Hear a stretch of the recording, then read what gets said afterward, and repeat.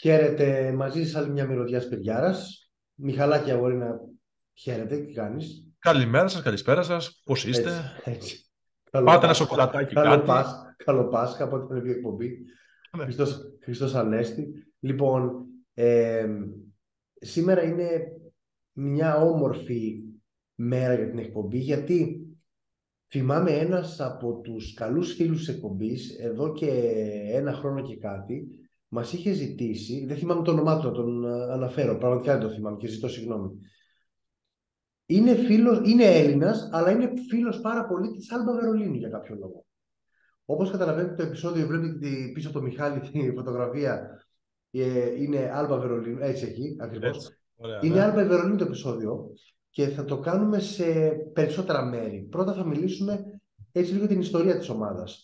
Μετά, ναι, αν πάνε καλά τα πράγματα, μπορεί να έχουμε και ένα-δυο καλεσμένους. Έτσι. Έτσι. Αλλά αυτό θα το βρούμε, γιατί πάντα αυτές οι εκπομπές οι δικές μας είναι ζωντανές ουσιαστικά και μπορεί ο Εσείς τις καλεσμένος κάνετε την να βγει. κονσέρβα. Έτσι. Μπορεί να βγει ο καλεσμένος, μπορεί και να βγει. Έχω την εντύπωση ότι ο πρώτος τουλάχιστον θα βγει σίγουρα. Που είναι από Ωραία. την, που είναι από την Ευρώπη και να το πούμε, άντε θα το πούμε. Θα Ελπίζω έχουμε να... μαζί μας, αφού έτσι κι αλλιώς όταν θα ανεβεί η εκπομπή θα είναι το επεισόδιο κατονομασμένο. Θα έχουμε μαζί μας τον τεχνικό διευθυντή της Alba Βερολίνου, τον κύριο Χιμάρ Ojeda, ο οποίος είναι από τους πιο γνωστούς παράγοντες και managers, ας το πούμε έτσι, των ομάδων της Ευρωλίγκα. Και απ' Δηλαδή, έκανα πιο καλά λαγωνικά θα πει κανένας. Έτσι, δηλαδή με εννοείται την αυτό. έννοια Δηλαδή, ότι ψάχνει παίκτες και τους βρίσκει με πολύ λίγα λεφτά.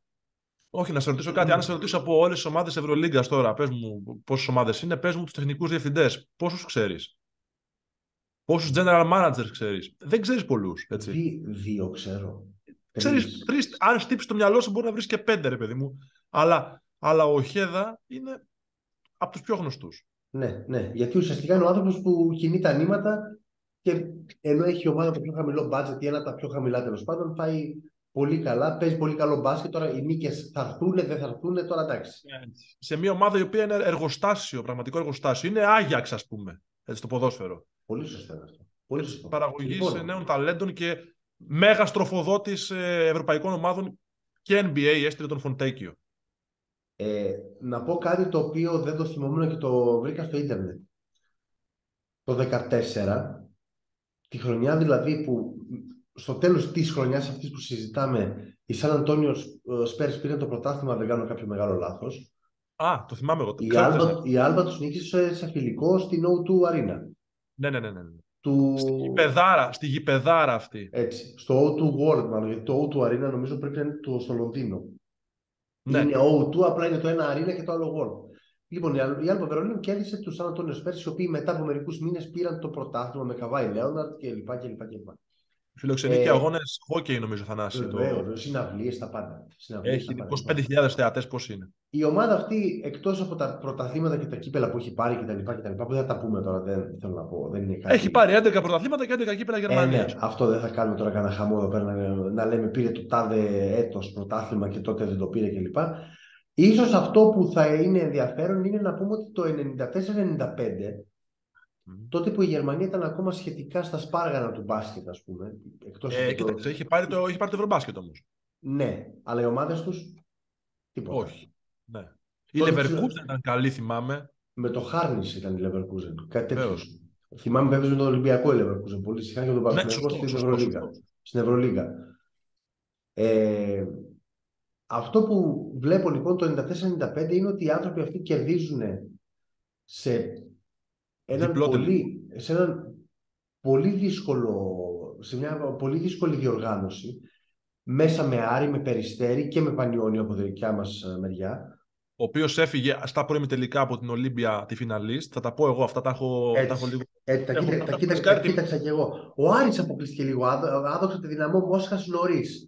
Στα Ναι. νοκάουτ πριν αρχίσει Τα πρώτα. ουσιαστικά Τα έτσι, πρώτα, τα ναι. πρώτα. Σωστά. Μετά το Περιστέρι και ο Πανιόνιος χάσανε στην πορεία. Τώρα δεν θυμάμαι καλά. Περιστέρι και Πανιόνιος υποθέτω με... Το Περιστέρι βγήκε τελευταίο στον δεύτερο όμιλο. Γιατί νομίζω ήταν φάση 2 ομίλων. Αν το Μπράβο. θυμάμαι. Στους Τέλος πάντων. 16 κάτι τέτοιο ήταν αυτό. Ό,τι Ναι. νωρίς ή όχι. Νομίζω πως ναι.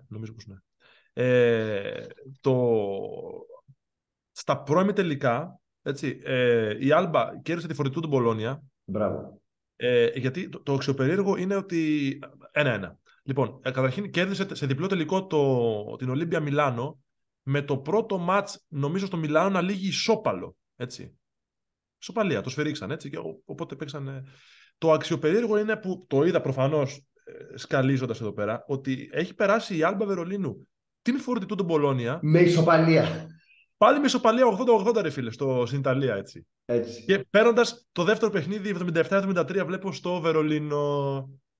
Ισχύει ότι για αυτούς που μπορεί να μην ξέρουν, γιατί έχουν συνηθίσει το πρόγραμμα της Ευρωλίγκα, που ουσιαστικά είναι η κάση χάνεις, στα νοκάουτ αυτά, που είναι 2 μάτς, ένα μέσα, ένα έξω, και ουσιαστικά μετράει το σύνολο πόντων, η ισοπαλία είναι θεμιτό αποτέλεσμα, δεν είναι πρόβλημα. Έτσι. Αν και έχει και με άσο, ας πούμε. Έτσι. Λοιπόν, ναι, πες να ράσεις. Αυτό που δεν θυμόμουν μάλλον και το είδα, και πραγματικά δεν ξέρω αν τη θυμάσαι αυτή την ομάδα, εσύ, συγχαρητήρια. Τι είναι η Κάθερες, ρε φίλε, η οποία Κάθερες ουσιαστικά έχει χαθεί, έχει διαλυθεί σαν ομάδα, αλλά εκείνη τη χρονιά πήγε στον ημιτελικό και αποκλείστηκε από την Άλμπα, έτσι. Σωστό. Αυτή η Κάθερες εγώ δεν τη θυμόμουν καθόλου. Ποδοσφαιρικά την έχω ακούσει. Εντάξει, ναι. Μπασκετικά δεν τη θυμάμαι καθόλου κι εγώ, όχι. Έτσι. Λοιπόν, από εκεί και πέρα θέλω να πω ότι η Άλμπα γενικότερα είναι μια ομάδα η οποία είναι συμπαθής. Εμείς λατρεύουμε το Λουκ, το Σίγμα, ας πούμε, παράδειγμα. Έτσι. Θα τον αναφέρουμε και στον Οχέδα, με το καλό να βγει ο άνθρωπος. Είναι ο Προσίδα μέσα, ο οποίος είναι εξαιρετικός παίκτης, εξαιρετικός και σαν ταλέντο και σαν τωρινός παίκτης, αλλά και σαν πρόσπεκτ, ας πούμε, έτσι, του NBA πιθανότατα. Θέλω να μου πεις, όταν πάμε λίγο στα παλιά τώρα και να κλείσουμε την εισαγωγή με αυτό, όταν σου λέει κάποιος Άλμπα Βερολίνου και εσύ πρέπει να δώσεις απάντηση μέσα σε 2 δευτερόλεπτα, ναι, ποιο όνομα σου έρχεται στο μυαλό? Μου έρχονται πολλά 4-5, αλλά το πρώτο βέβαια είναι ο Wendell Alexis. Μπράβο, ρε φίλε, ναι. Ο οποίος Wendell Alexis είναι ο ένας από τους 2, τον οποίον η ομάδα έχει αποσύρει τα νούμερα. Ο άλλος είναι ο Χένρικ Ρέντλ, έτσι. Ο Ρέντλ, βέβαια, το πολυβόλο, ο πρωταθλητής του NCAA, μάλιστα. Βεβαίως. Νομίζω ότι η χρονιά πρέπει να πήρε το κολεγιακό τη χρονιά που πήρε και το Ευρωμπάσκετ τη Γερμανία, το 93, αν δεν κάνω λάθος. Πολύ πιθανό, ναι. Θέλω να πούμε... Ήρθε ως πρωταθλητής κολεγίου, έτσι, και πήρε και έγινε και πρωταθλητής Ευρώπης. Αυτή την εντύπωση έχω, δεν είμαι σίγουρος καθόλου όμως. Μπορώ να το ψάξω κι εγώ. Ο Χένρικ Ρέντλ, ο οποίος είναι... 2 άλλα ονόματα που μου έρχονται στο μυαλό, έτσι, random, δεν ξέρω το λόγο. Ο ένας είναι ο Κουάντρε Λόλις, ο οποίος έπαιξε ναι, ρε φίλε. Έπαιξε και την ΑΕΚ κάπου αυτός, είπες. Πέρασε και την ΑΕΚ, ναι. Ο Κουάντρε Λόλις και ο άλλος είναι ο Σαρόν Φόρντ. Επίσης σωστό. Τον θυμάμαι να παίζει μια ζωή. Τώρα, το αστείο της υπόθεσης είναι ότι ο Σαρόν Φόρντ, αν δεν κάνω λάθος, γιατί το έψαξα,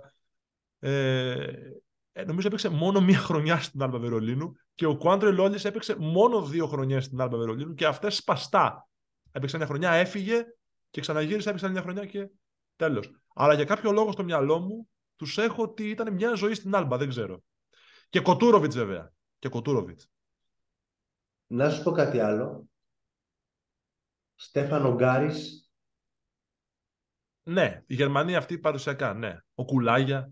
Έτσι, μπράβο. Λοιπόν, όσο μιλούσε ο Μιχάλης, το τσέκαρα και έχεις δίκιο. Το 93 με τον North Carolina παίρνει το NCAA. Πολύ σωστά το είπες. Και μετά από μερικούς μήνες παίρνει και το Ευρωμπάσκετ με τη Γερμανία, έτσι. Κοίτα, με Βέλπ, με τους διάφορους αυτούς. Τον Γκοχ του Παναθηναϊκού μετά κτλ. Βεβαίως, εννοείται. Αλλά έχουν περάσει και 2 ονόματα που είναι ίσως τα top, ας πούμε, που το 94-95 πήραν το Κόρατς. Απλά εγώ δεν τους έχω εικόνα. Μιλάω βέβαια για Ομπράντοβιτς και για Τέομαν Αλιμπέγκοβιτς, ωραία. Βεβαίως. Αυτούς όμως εγώ δεν τους έχω εικόνα να παίζουν. Οριακά έβλεπα Α1 εγώ το 94. Τι να δω Κόρατς, ας πούμε. Εντάξει. Ισχύει. Ναι. Όμως βέβαια. Και ειδικά Κόρατς που λογικά δεν θα το δείχναν τηλεοράσεις, επειδή ήταν ελληνική ομάδα μέσα τώρα. Ξέρεις, ήταν τέτοια φάση. Η Ολύμπια όμως του Τάνιεβιτς, που ήταν η άλλη φιναλίστ, είχε Μποντιρόγκα, Φούτσκα μέσα. Είχε Τζεντίλε μέσα. Που τον Τζεντίλε τον έχω εικόνα στο μυαλό μου να παίζει με την Ολύμπια, έτσι. Βεβαίως. Το Φούτσκα, όχι. Τον Ποτηρόγκα προφανώς γιατί έχω δει βιντεάκια, αλλά τον Τζεντίλε σαν να τον θυμάμαι, ρε παιδάκι μου, να παίζει με την κόκκινη και τη φανέλα. Ενώ Πριν του το τους δω... Παναθηναϊκό, σωστά, πριν το Παναθηναϊκό.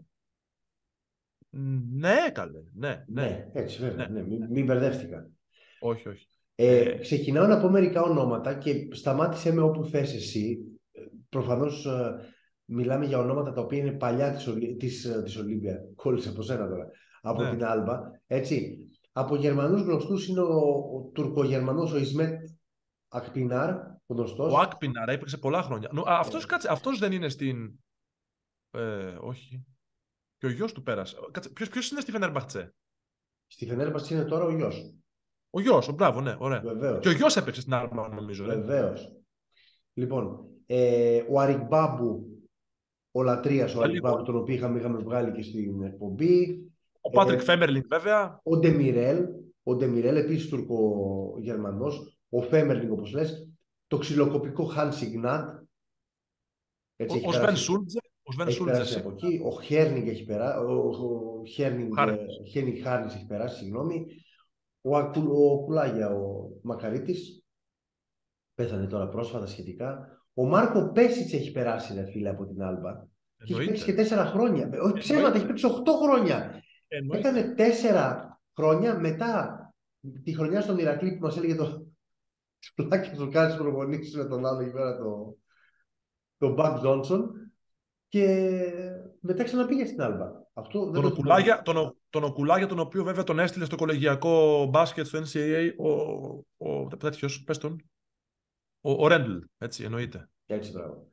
Ο Σούλτσε, καλά λες. Τα δύο τα Βαγνεράκια έχουν παίξει λίγο. Ο Φραντς και ο Μόρις Βαγνεράκια. Είχαν 2 συμμετοχές στην Ευρωλίγκα ο ένας, καμία ο άλλος, κάτι τέτοιο. Και ο Κρίστιαν Βέλ. Από εκεί πέρα από ξένους Ευρωπαίους, ας πούμε, και εκτός Αμερικής, τέλος πάντων, είναι ο Μπράντοβιτς, είναι ο Κοτούροβιτς που λες και εσύ. Ο Κοτούροβιτς είναι πολύ κλασικός, ψηλός Άλμπα Βερολίνου. Έτσι. Ο αργός που ξέρει μπάσκετ, ξέρω εγώ.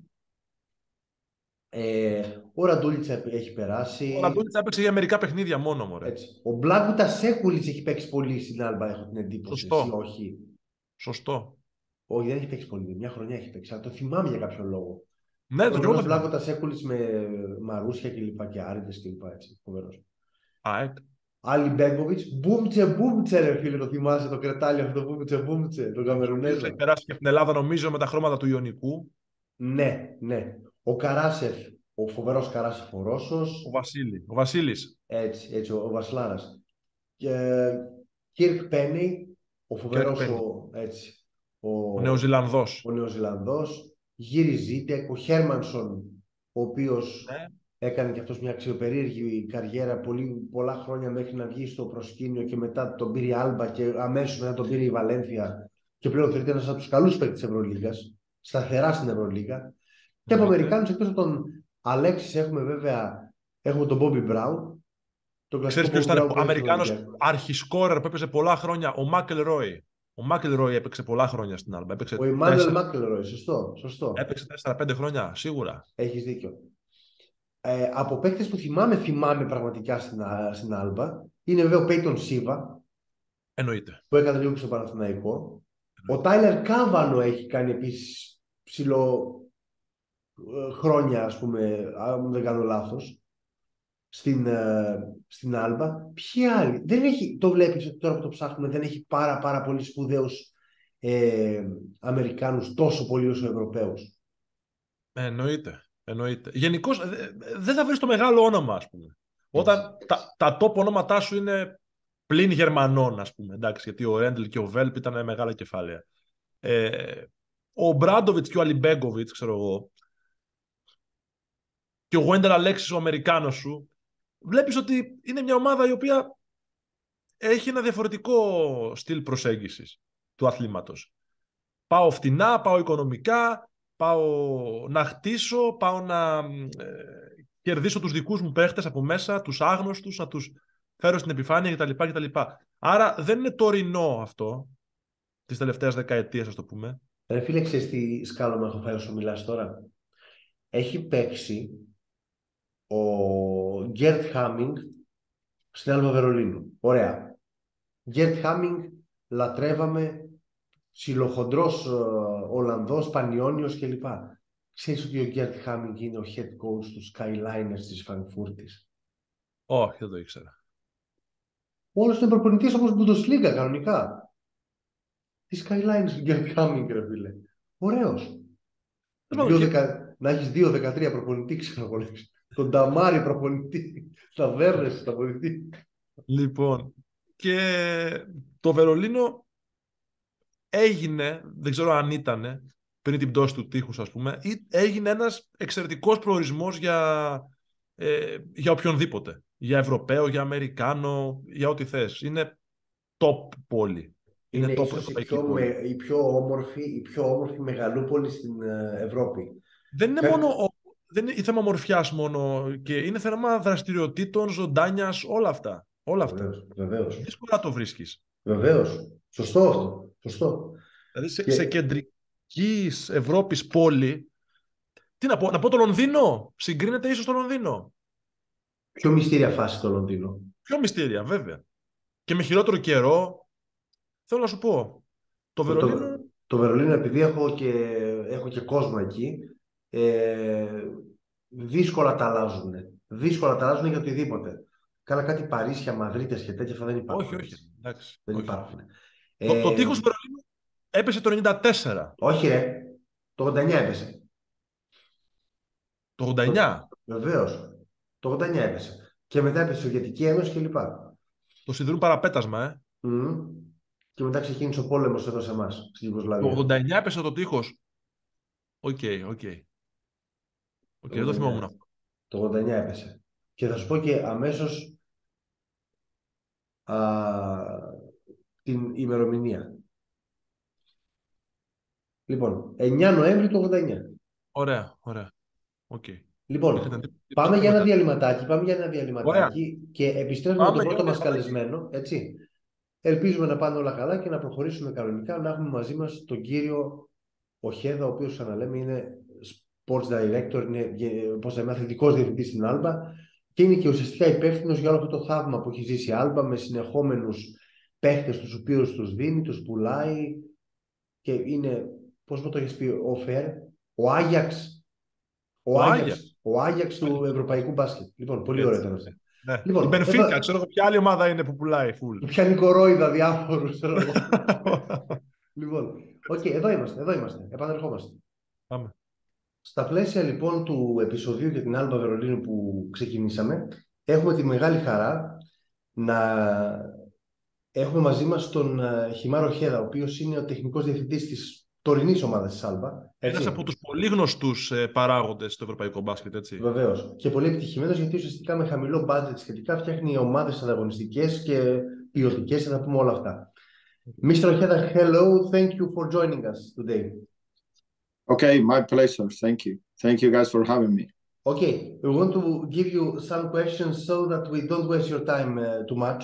Tell me, first of all, about the progress that the German basketball has made, because maybe 15, 20 years ago, we would say that Spanish basketball and Greek and Italian are far better than German, but now the German championship is very strong, and the German teams, they seem to be healthy and very well run. What is your opinion about that? Well, I think it's a consequence of the different aspects. One aspect is like the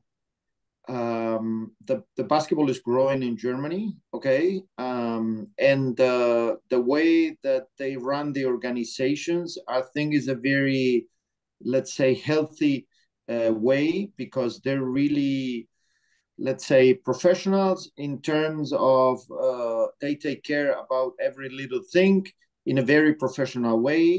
I always used to compare with Spain. Obviously, I think the basketball in Spain is pretty good, and the organizations are pretty good in the whole basketball pure part. Okay, so every club, even fourth division, have a sport director, and they really take care about the coaches and the basketball thing. Okay, but Germany, for example, I think is better in the business part. Okay, so they are taking really good care about the sponsors, about the VIP areas, about the arenas are small, but they are nice and everything is in place.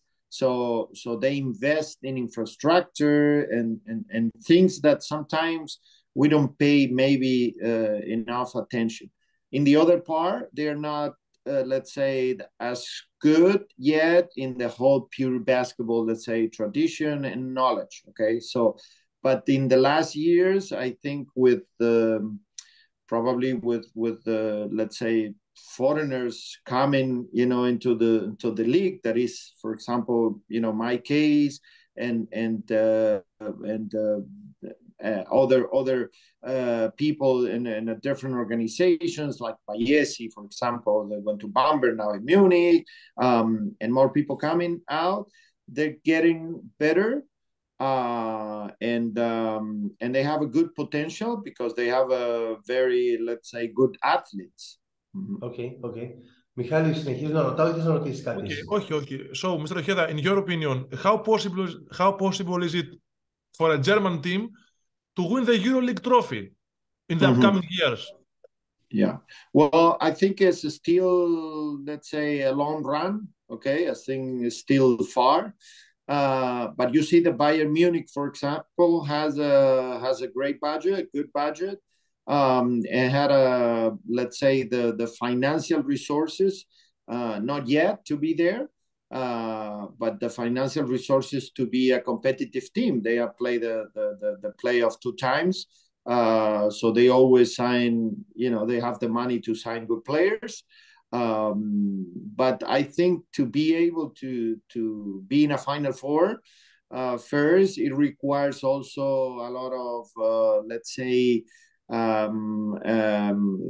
persistence, right? So I don't think it's something that you can just do if you are 1 year in the EuroLeague or 2 years in the EuroLeague. I think you need to get used to the competition. You need to really learn how to compete, how to manage the whole season,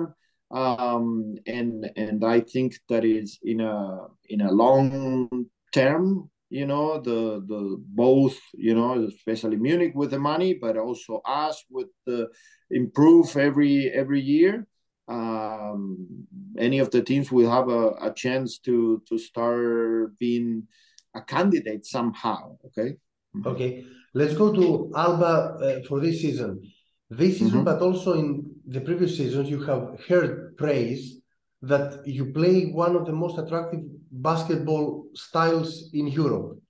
Okay, sometimes you win, sometimes you lose. I mean, everything is in sports possible. But how do you feel about your team and the style of play that they deploy? Well, when I signed here, what I said is I wanted to implement a culture, to try to change and help, let's say, the German basketball. Okay, that I was more a kind of a G League style. Okay, a lot of Americans that play, the Germans play just some minutes. Only a few Germans play. And the style, it was a kind of 6 Americans playing the whole time in most of the teams, and this rhythm a little bit, as I said, like G League, right? So 1-on-1, a lot of dribble, and I wanted to create a culture that develops the players, because there's a lot of, as I said, a lot of good athletes and a lot of possibilities for German players. And young players, and also to try to play a different style that is, let's say, more entertaining to the fans. Okay, so and this is what we commit to.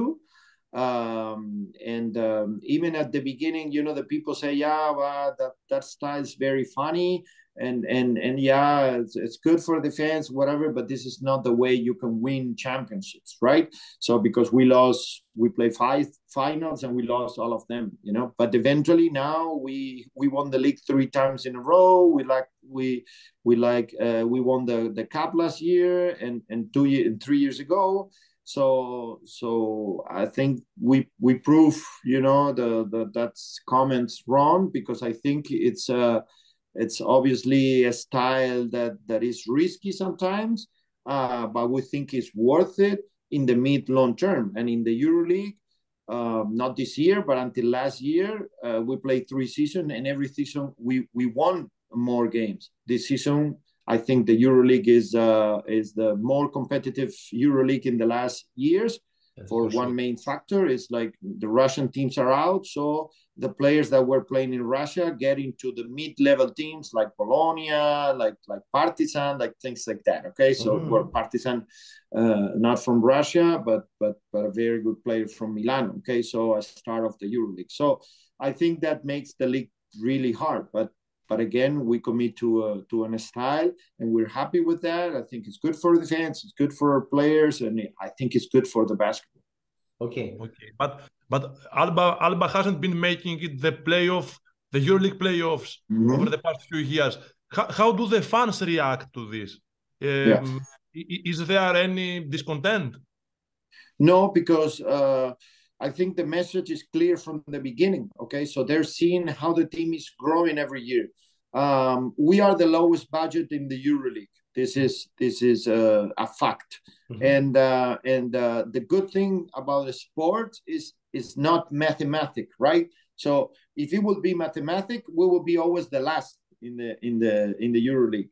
But this is the beauty of the sport. So we try to do something that is different to it should be, but we need to be realistic. At the end of the day, the top teams in every league are the teams that has more capacity and more power financially. Okay, so we have the dream and the illusion that we can make the playoff one day, but we know that this is hard. Okay, and again, as I said, so the first year we won, I think, 9 games, the second 12, and the last year 14 games. So we went in a good run, and we hoped this season to be able to maybe win 15, 16 games, and eventually be competing for the playoff.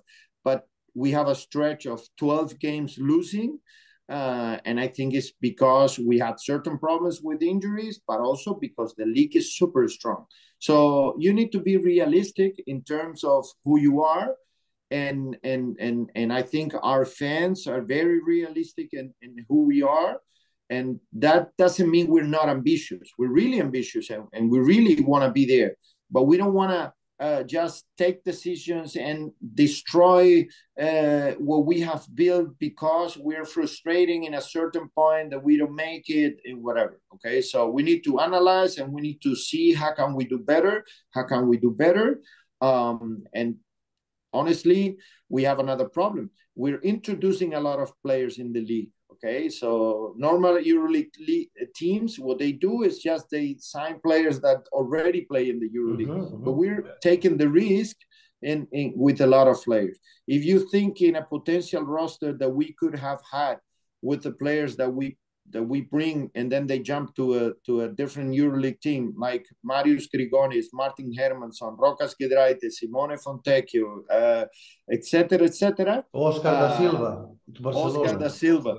We could be a playoff team eventually, right? So and I'm not saying that we will pay. We cannot pay the guys what they were paying, but they all left where they have contracts. So if they will stay, the direction of the contract, eventually we will be a competitor. But that's also fine. I mean, I'm fine if they're, let's say, finding if we improve the players and they have the chance to go to the NBA, to go to Barcelona, to go to Baskonia, to go to Žalgiris, any other team.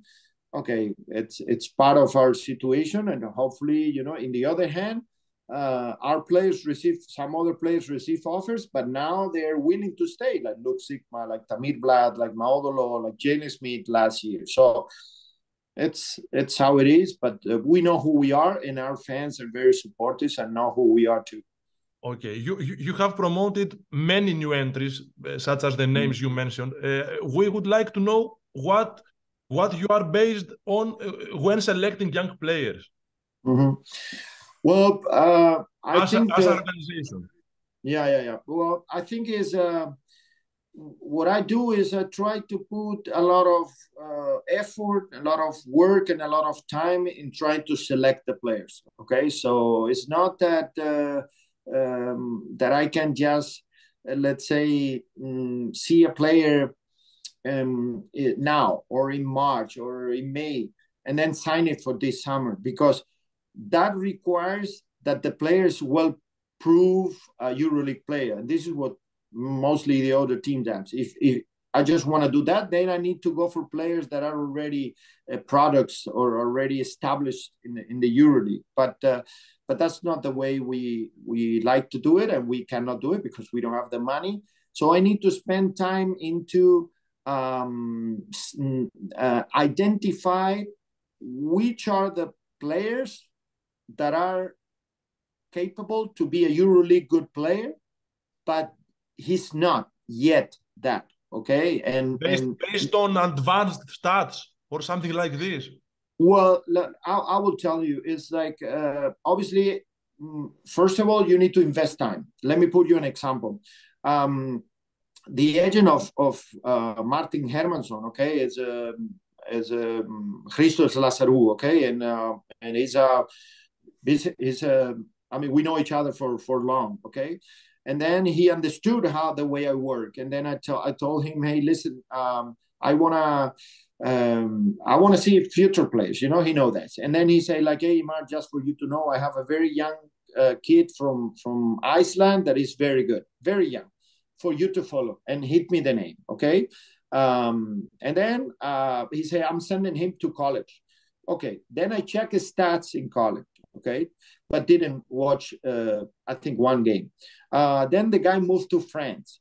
And then I see a couple games in France, second division, okay? And then he moved up in first division. And then I start following him, watching a lot of games, you know that.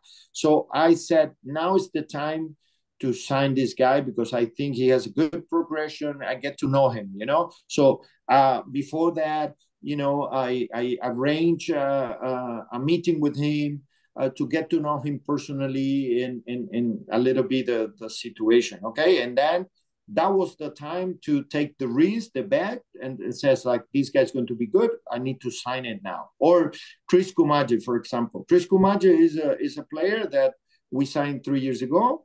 And he was, that year is the first year in Europe. He was cut. He signed in Estudiantes. Okay, he was trying G League. Then he was cut in G League in October. He signed in Estudiantes in Madrid. He was cut in December. He go to Saratov, and he was cut in February, March, something like that. Cut again. So in the same season, he was cut 3 times, right? And right after, he signed a 3-year deal with a EuroLeague team. So people were shocked, you know, so how is this possible? But the reality is, like 2 years before, I saw him in a tournament. It's called PIT, Portsmouth, okay? So for players that finish college. And I liked the guy. It was interesting, but I think he was not ready. So he wanted to try the G League route. And then he was in G League. And then I get there to see a game. And I also spoke with the agent, and I say, I want to meet the guy. And I say, okay, let's have dinner after the game. And then we had dinner. That was 2 years before he jumped, okay? Mm-hmm. And I like him, so I get to know him. And I follow him, he was improving. So at the end, you know, you need to do a lot of previous job before you sign a player. And be patient, and be patient because of the time that is not maybe the right time for a player, maybe, yeah? Exactly. Mm-hmm. And also, you know, as I said, if you do the job just this day, if I want to work just this summer about my team, then if now I start to know a player, you know, I don't know him, but I start to follow and watch a game or whatever. I only know him for a couple months, and I don't feel comfortable doing that, you know. And I think that's the reason that people just sign players that are in EuroLeague, because they know them for a year, you know. But if you need to now take a risk of a guy from Champions Leagues or from Eurocup or other leagues, then, you know, it's risky, and they do sometimes, and then they cut the players, and I don't want to do that. So I try to invest a lot of time in a lot of, you know, I check stats, I check personality, I call with people, I call people that play with them, coaches,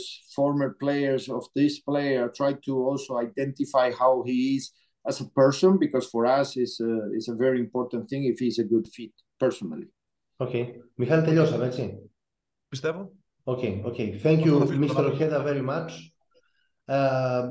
We hope that your team goes well because they play very beautiful basketball, and we like watching the games, even though they don't play against Greek teams or something like that. So you are a fun to watch team, and we like Luke Sigma very much.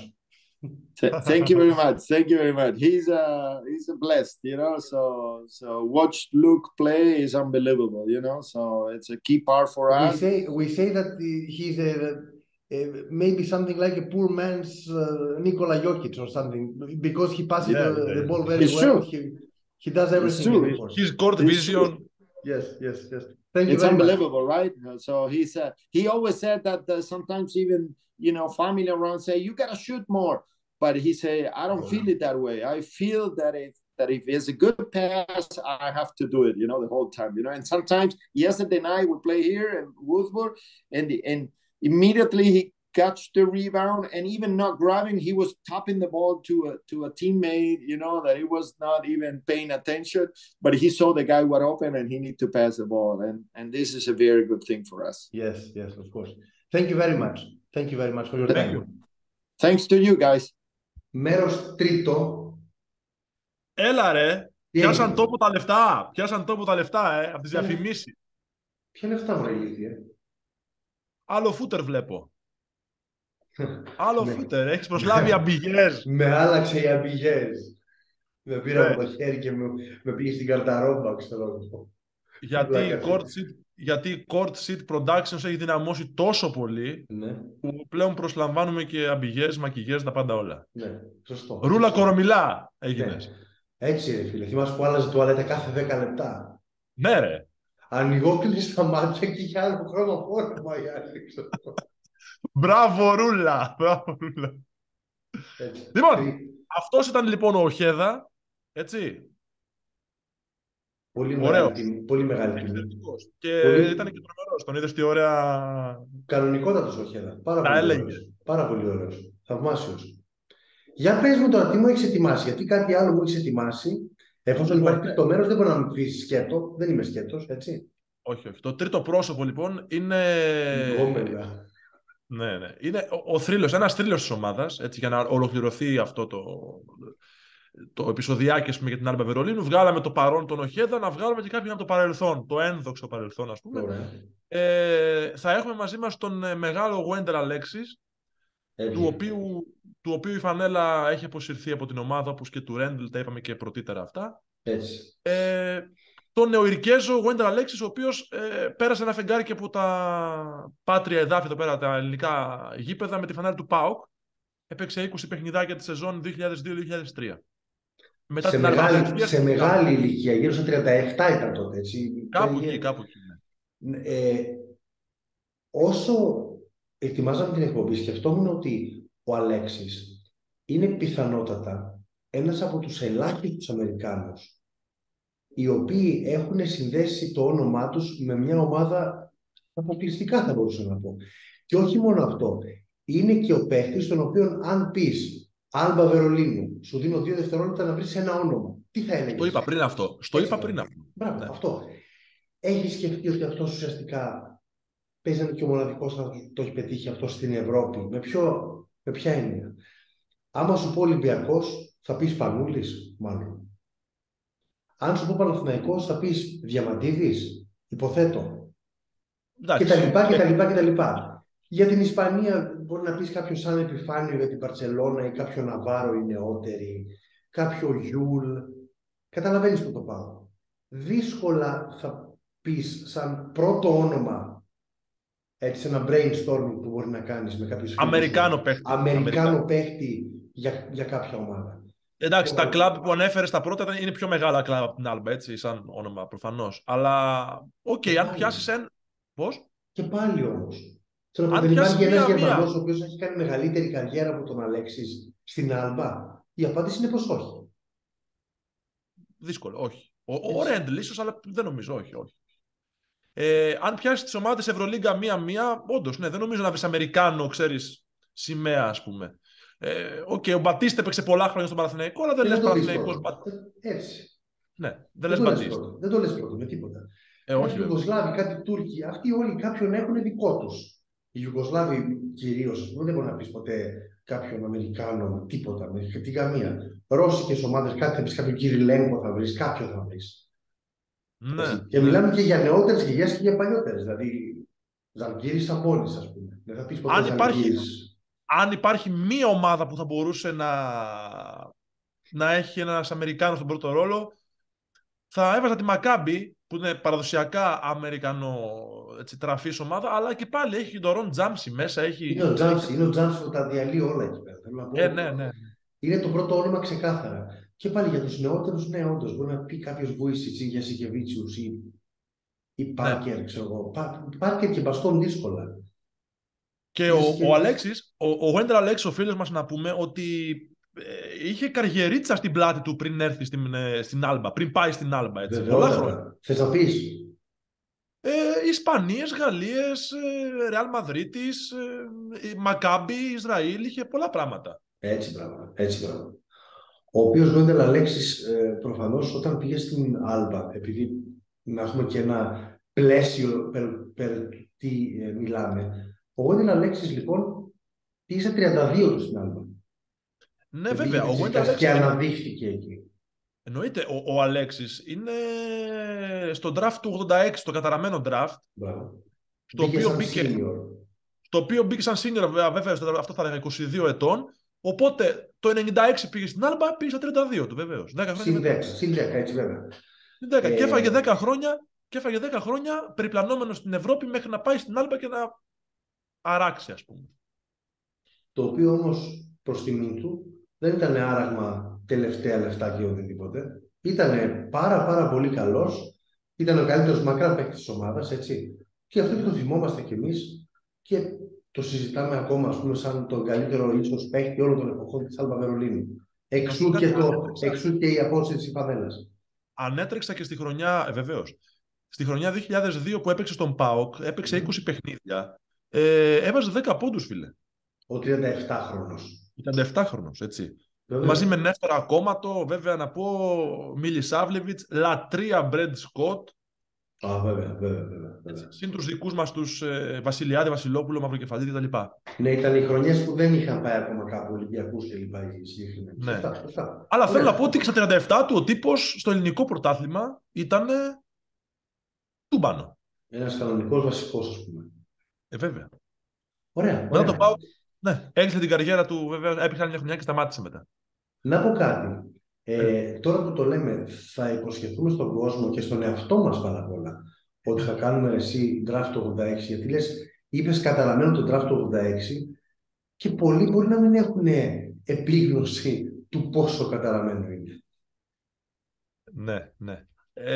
Βεβαίως θα το κάνουμε. Έχουμε κάνει 2 ή 3 draft έχουμε κάνει. Έχουμε κάνει το draft του Γιάννη.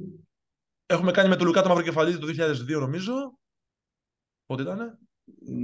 Το 6. Το δικό του, το δικό του ίδιο. Και έχουμε κάνει και το 10, σωστά. Με το νούμερο 4 στον draft, πήγε το Wesley Johnson, του Παναθηναϊκού μετέπειτα. Βεβαίως. Θα βρούμε ζωντανό από το 86 να κάνουμε. Ναι, φίλε. Άμα τα πάρεις. Ο Αλέξης θα μπορούσε να ήταν ο ένας, ας πούμε. Ναι. Λοιπόν, θα το κάνουμε, θα το κάνουμε μέσα. Ναι. Να πούμε ότι το αναφέρουμε αυτό, με το καλό να βγει ο άνθρωπος, ότι ο Wendell Alexis είναι μία θέση πάνω από τον Dražen Petrovic. Ναι. Στον draft προφανώς, έτσι. Το 59 ο Αλέξης, στο 60 ο Dražen. Έτσι. Ναι. Και φυσικά τρώνε όλη τη σκόνη του Παναγιώτη Φασούλα, θα πεις. Στο νούμερο 37 του Παναγιώτη Φασούλα και βέβαια υπάρχουν και άλλα διάφορα. Είναι απίστευτα μεγάλο το draft. Υπάρχει Rodman μέσα. Είναι απίστευτα cult. Έχει απίστευτα ελληνικό άρωμα μέσα. Ναι, ρε. Έχει Barlow, Berry, Scott Skiles. Καλά, Tarpley εννοείται. Έχει ό,τι θες μέσα. Έχει John Sully. Έχει μυθικά πράγματα. Θα τα πούμε αυτά. Θα τα πούμε. Είναι εκπληκτικό, είναι εκπληκτικό. Σαμπόνις μέσα, Νέιτ Μαχμίλαν, βλέπουμε, Κέβιν Ντάκουορθ, ο ψηλός του, ένα κρέας εκεί πέρα, ξέρω εγώ. Στον Ντάλλας, Ναι, ναι, ο Ντάκουορθ. Όχι, δεν ήταν Ντάλλας ο Ντάκουορθ. Ο Ντάκουορθ έπαιξε ως επιτοπλίστων στο Πόρτλαντ. Ήταν ο σέντερ. Μπερδεύτηκα με τον. Μπερδεύτηκα με τον Ντόναλτσον. Με τον Ντόναλτσον. Η ίδια κοψιά, έτσι. Βουνάκια ιδίως. Λοιπόν, έγινε. Όχι, θα γίνει αυτό. Λοιπόν, πάμε όμως τώρα να δούμε τον Αλέξης. Τον βάζουμε. Βεβαίως. Πήγαμε. Λοιπόν, το είπαμε και το κάναμε, έτσι. Ο Wendell Alexis μαζί μας. Mr. Alexis, thank you very much for being with us. It's an honor and a pleasure to speak with you. My pleasure to be here. I had the opportunity of seeing your interview with Ken Barlow. Okay. I don't remember when it was, but we also speak with each other on Facebook as well. Yeah. Okay. Ken Barlow was in the same draft year as you were. Yes, correct. 86. Okay.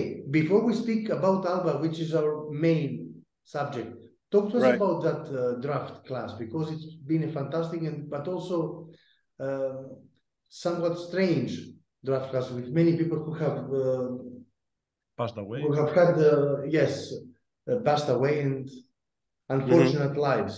So talk to us about that experience. I want to say it. Looking back at it now, it is probably one of the by European standards, one of the most talented drafts. Obviously, you know about Drazen being drafted behind me.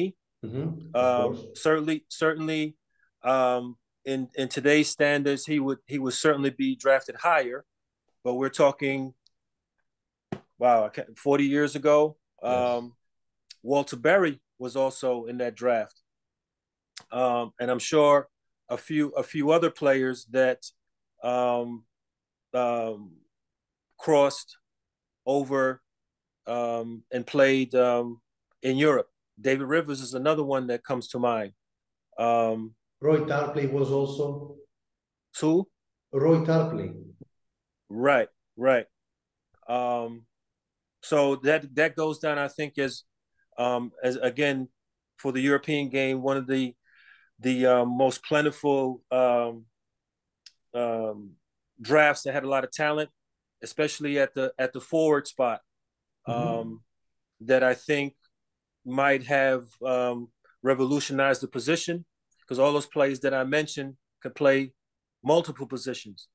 These are guys 2 meters 2, 2 meters 3, 2 meters 4, 2 meters 5 that can play some two between the 2 and the 5, shooting guard to center, as well as, shoot, pass, defend, everything. So it was the start of an era. And then obviously in Europe you had, Kukoc and Raja that at their size were doing many of the same things. Yes, of course. Sabonis was also in that draft class, but not only him, many names as you mentioned already. Okay. Right. Μιχάλη, θες να ρωτήσεις κάτι πριν την Alba, κάτι για την καριέρα νωρίτερα? Όχι. Ήταν στο σειρά και δεν έχει νόημα. Let's go to speak about Alba Berlin. Okay. You joined the club a year after the great success of the Korac Cup. How was the atmosphere like back then? Did they think that Alba would become a great European power or something like this? Certainly the ambition was there to do that. Prior to them winning the Korac Cup, they had some taste of success, but would in the end, in those years prior, fall victim to Bayer Leverkusen, who was the top team in Europe, a top team in Germany at that time. Also, a big protagonist in Europe. After the year of the Korac Cup, I think the plan and the infrastructure was better for them to now take a bigger step in Europe. They opened the Max Schmeling, which at that time was a very large arena, capable of holding over 8,000 fans. So the desire and the plan that they had was in place. Now it was just a question of the talent and the team to put together. You were part of South European teams, which have great success in European basketball. I speak about Italy, Spain the most. Israel, and Maccabi. Israel, Maccabi Tel Aviv, yes, of course. And then you go to Alba Berlin. Okay, you know that Germany is a powerful country generally, but how did you feel about you going to a team in the country which is not very famous about their basketball capacity? Well, just a little story that Germany was not, or Alba was not the first team I had the opportunity to play for. Early in my career, I had opportunity to play for Leverkusen. They had an American coach that recruited me out of college, in college. He was now the head coach for Leverkusen, and obviously he knew me and my talent, and he wanted me to play. At that time, I was playing in Italy, which in my mind, Italy and Spain were always the top two leagues to play in, competition and also exposure. When I got to Berlin, I had left Maccabi. I didn't resign there. Then I went to Calabria,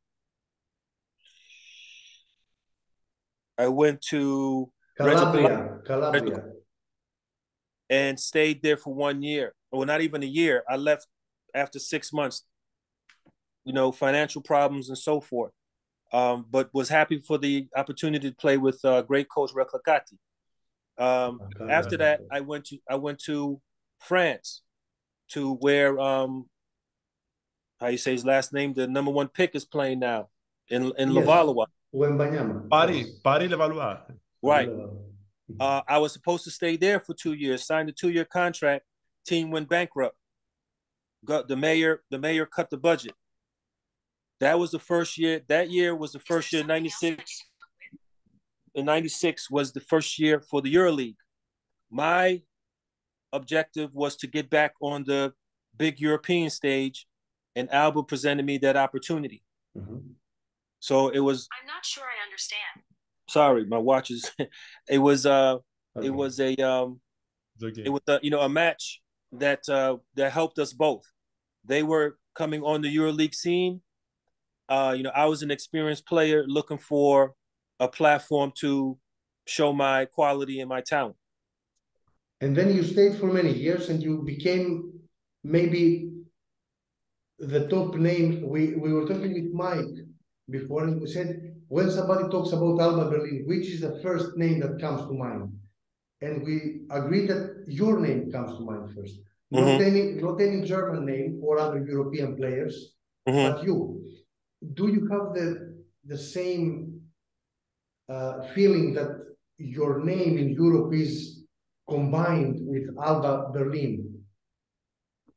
I think so. I think when my name comes up, obviously Alba is the first team that people recognize me with, because of the fact that I spent that was the longest team that I stayed with, one team. Yes. My career. Obviously I had a lot of success there. We won a lot. I think laid the foundation for the club in Europe as you said, a strong team in Europe, in the EuroLeague, one that's well respected. And again, I was just a small part of its history, but a successful part of its history. Playing in Maccabi and playing in Real Madrid, they have a long history of many great players. So at that point in my career, I was always envious of players that played in one place and not only enjoyed success, but became intertwined with the team, in the history of the team. Mm-hmm. Because that is always a measure. You can go 1 year and score 40 points a game and, oh yeah, he was a great player, he scored a lot. But when you stay there over time, you become a part of the history. And that was evident when they did a book on the 25-year history of the club, and I was in it. Yes. So for me, that is more significant in contributing to the success of a club, not only for 1 year, but over a long period of time. Okay. Τι άλλο να το ρωτήσουμε, Μιχάλη, καμιά αστεία ιστορία, Να το ρωτήσουμε για την πόλη. Ωραία, την πόλη, γιατί όχι. What about the city? We know that Berlin is one of the best places for somebody to live in. But is Berlin the right place to be if you are an American young player in comparison with Thessaloniki, Calabria, Madrid, Tel Aviv? Yeah. That is one of my favorite. Berlin is one of my favorite cities of all the places I played. To me, it's like a small New York. Okay. You have everything there, from theater to concert, sports, restaurants. It's a very cosmopolitan city. There's a city with a lot of history. I was there in December last year, and I'm going back in September with my family because we have many friends there. And there's one place in Europe that whenever I have the opportunity, I have the free time, I will go there and, walk the street and go in the store, and it's very enjoyable. Okay. So for me, Berlin is one of the best European cities. Okay, of course. The final question is the same for all guests. Do you have any funny stories from the locker rooms or from your time in Alba? Whatever you can share with us, of course. I'm in Berlin. I think it might be my second or third year. We are playing against, I want to say PSG in Paris. And everybody knows Pesic in his younger days. Of course. Very, very fiery, very straight. And we are warming up, and in Paris, I believe in PSG, they had like a one-man band. He had a drum in front of him. He had the hat. He had something, a banjo or a guitar on his back, and he's banging, and he's singing the team song, and he's walking around the court, and we're warming up. And so I look over, and he's, Pesic is standing on the side of the court before the game, and he's watching, he's playing with his gum. And the man with the band man comes up, and he hits the drum, boom, and confetti flies. And Pesic, it scared him, it startled him, and he started cussing him in Serbian, and book the book and go ahead, get out of here, you stupid ass. And even his son, we're stretching on the floor, and we're just laughing so hard. It was so funny. But it was one of my best coaches. But I know the kind of person, how serious he is before a game, and to see that he even laughed after the game, because we were just teasing him about it. But one of my of course my best memories. So of course you know some Serbian curses still. Oh, but don't tell everything. Better than German. Okay. No, thank you. I won't say. Okay. Λοιπόν, Μιχάλη, τέλος, έτσι. Ναι. Thank you, sir, very much. It has been a pleasure and a privilege to speak with you.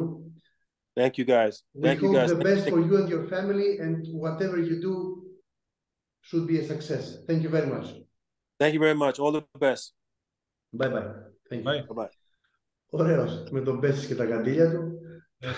Τα ρίξαμε για τι ωραία που ήταν αυτά. Ο Πέσιτς ήταν... Το θυμάσαι το μεταξύ στα πρώτα του το 93. Ήταν ο άνθρωπος του, φίλε. Τι ταλαιπωρία ήταν.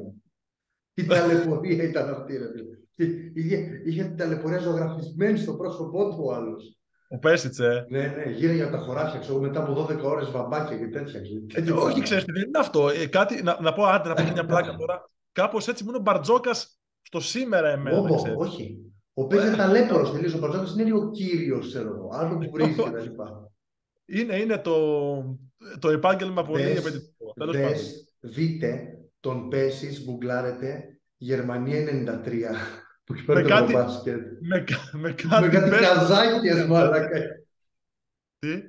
Με κάτι καζάκιες, ξέρω, κάτι τέτοιο. Ναι, ρε. Καζάκα πάντα, μπες κοστούμι πάντα.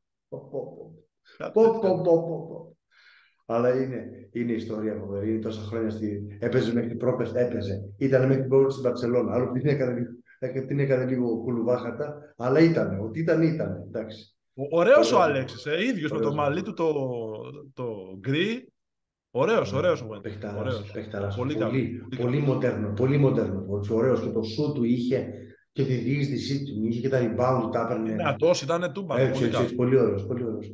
Ωραίο επεισόδιο. Χάρηκες που τον είδες. Ίδιος ήταν το μεταξύ, ξέρεις. Είναι αυτά που λέμε. Αυτές τις εκπομπές τις κάνουμε ουσιαστικά. Γιατί η μεγαλύτερη χαρά δεν είναι την ώρα που σκάει το τρίτο παράθυρο. Και τον βλέπεις μπροστά σου, έχεις τον δει, ξέρω εγώ, 30 χρόνια, ας πούμε, να παίζει από την τηλεόραση. Και δεν είναι που τον έχεις δει τώρα πρόσφατα στην τηλεόραση, σχολιαστή, στους Σπανούλης κλπ. Προφανώς, αν βγει ο Σπανούλης θα φοράμε πάνες από κάτω. Αλλά είναι ο Wendell Alexis, ρε φίλε.